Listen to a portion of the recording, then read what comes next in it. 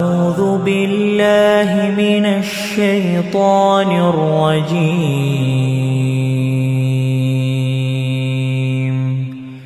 بسم الله الرحمن الرحيم.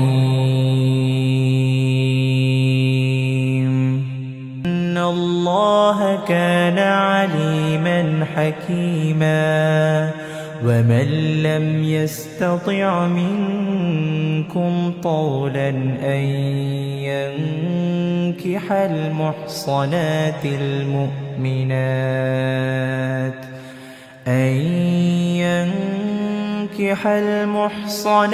المؤمنات فمما ملكت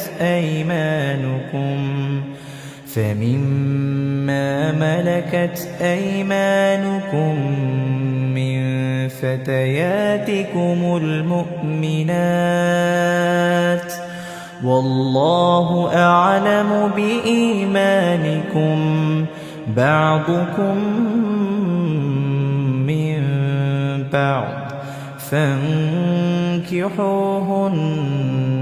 بإذن أهلهن وآتوهن أجورهن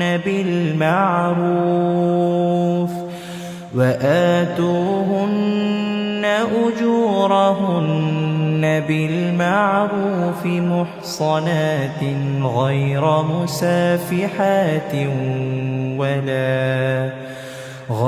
مسافحات ولا متخذات أخدان،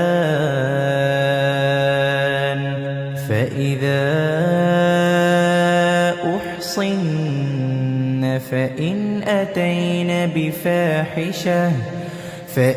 أتين بفاحشة